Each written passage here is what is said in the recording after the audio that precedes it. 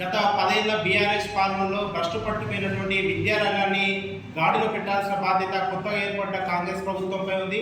ముఖ్యమంత్రి రేవంత్ రెడ్డి గారు తెలంగాణ రాష్ట్రంలో ఉన్న విద్యార్థి సంక్షేమంపై వెంటనే విద్యారంగాన్ని గాడిలో పెట్టడానికి సమీక్షలు చేయాల్సిన అవసరం ఎంతైనా ఉన్నది.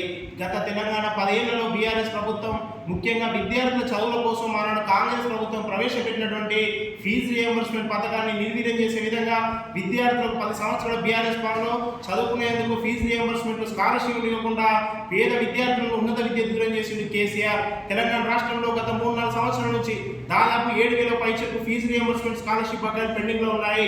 ఇలా విద్యా సంవత్సరం పూర్తయింది, మళ్ళీ విద్యా సంవత్సరం ప్రారంభమయ్యే దశలో ఉంది. ఇలా విద్యా సంవత్సరం చదువులు పూర్తి చేసుకున్న విద్యార్థులు సర్టిఫికెట్ల కోసం కళాశాలకు వెళ్తే కళాశాల యాజమాన్యాలు ఫీజు రియంబర్స్మెంట్ రాలేదు, ఫీజులు చెల్లిస్తానే సర్టిఫికెట్ ఇస్తామంటూ విద్యార్థులు ఇబ్బంది పెడతా ఉన్నాయి.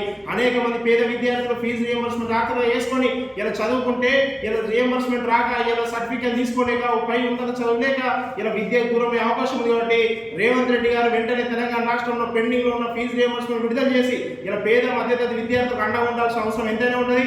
బీఆర్ఎస్ ప్రభుత్వంలో ఏ విధంగా విద్యారంగాన్ని భ్రష్టు పెట్టించారో ఆ విద్యారంగాన్ని దేశంలోనే తెలంగాణ విద్యారంగం నెంబర్ 1 తీర్చి విధంగా ముఖ్యమంత్రి రేవంత్ రెడ్డి గారు విద్యాశాఖ మంత్రిగా ఉన్నారు. కాబట్టి రానున్న విద్యా సంవత్సరం ప్రారంభంగా నేపథ్యంలో తెలంగాణ రాష్ట్రంలో ప్రభుత్వ పాఠశాల కళాశాలలో మౌలిక వసతులు, సంక్షేమ హాస్టల్లో మౌలిక వసతులు కల్పించాలని, రాష్ట్రంలో ప్రైవేట్ విద్యా సంస్థల ఫీజుల దోపిడీకి వెంటనే రాష్ట్ర ప్రభుత్వం కఠిన చట్టాలు అమలు చేయాలని చెప్పి ప్రభుత్వ యూనివర్సిటీలకు ఇన్ఛార్జి వీసీలు కాకుండా పూర్తి స్థాయి వీసీలను నియమించి యూనివర్సిటీలో ఉన్న సమస్యల పరిష్కారానికి యూనివర్సిటీలో విద్యాభవనాలు పెరిగితే రేవంత్ రెడ్డి గారు కృషి చేయాలని చెప్పి సందర్భంగా ఏఐఎస్ఎఫ్ పక్షాన్ని డిమాండ్ చేస్తూ వెంటనే రాష్ట్రంలో ఉన్న పెండింగ్ ఫీజు రియంబర్స్మెంట్ బకాయిలను విడుదల చేసి ఇలా పేద విద్యార్థులకు అండగా ఉండాలని రేవంత్ రెడ్డి గారిని ఏఐఎస్ఎఫ్ పక్షాన్ని డిమాండ్ చేస్తా ఉన్నాం.